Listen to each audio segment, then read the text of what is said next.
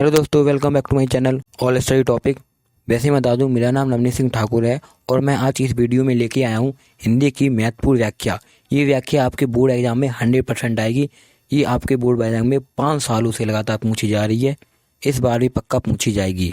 आप इस व्याख्या को समझिए और याद करिए और इसका स्क्रीनशॉट ले लीजिए और इसको पढ़िए। ये व्याख्या मोस्ट इंपॉर्टेंट व्याख्या है। ये आपको बोर्ड एग्जाम में 6 नंबर की मिलेगी। तो चलिए शुरू करते हैं। रानी मैं जानी अजानी महापवि पावन हूँ, तू कठोर ह्यो है राहुज काज अकाज ना जान्यो, कहो तेह को जिन कान कियो है। ऐसी मनोहर मूर्ति ये बिछुरे कैसे प्रीतम लोग जियो है। आखिर में सखी रखबे जोग इन्हें किमी के बनवास दियो है। ये हमारी व्याख्या है। अब आपको बोर्ड एग्जाम में इसका संदर्भ प्रसंग व्याख्या करनी होती है, तो हम संदर्भ देखेंगे। तो संदर्भ मतलब होता है ये किस पाठ से लिया गया है, इसके लिखा कौन है, और ये आपका 2 नंबर में आता है।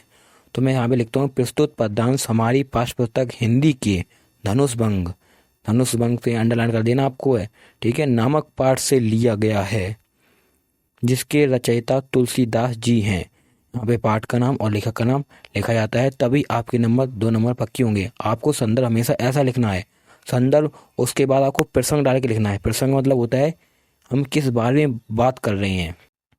जैसे कि हम इसका प्रसंग देखते हैं। राम लक्ष्मण सीता जी वन को जा रहे हैं। ग्रामीण महिलाएं उनके रूप और माधुरी पर मोहित हैं और उनके वन प्रस्थान पर अपनी क्रियाएं व्यक्त कर रही हैं।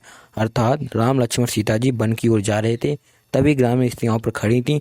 वो उनके रूप को देखकर मोहित हो गई हैं और वे उनके वन प्रस्थान पर वो बता रही हैं, उनके बात कर रही हैं। क्या बता रही हैं देखेंगे। तो एक सखी दूसरी सखी से कहती है कि मैं जान गई हूँ रानी मैं जान गई हूँ रानी ने कोमल शरीर वाले इन राजकुमारों को वनवास दिया है। वह महान मूर्ख है, मैं मूर्ख नहीं बल्कि महान मूर्ख है।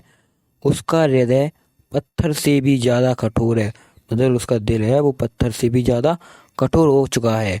और राजा ने भी कुछ विचार नहीं किया, और राजा ने भी ये नहीं सोचा ये सही है गलत किया, ठीक है, बल्कि अपनी स्त्री का कहना मानकर इन्हें वनवास दे दिया।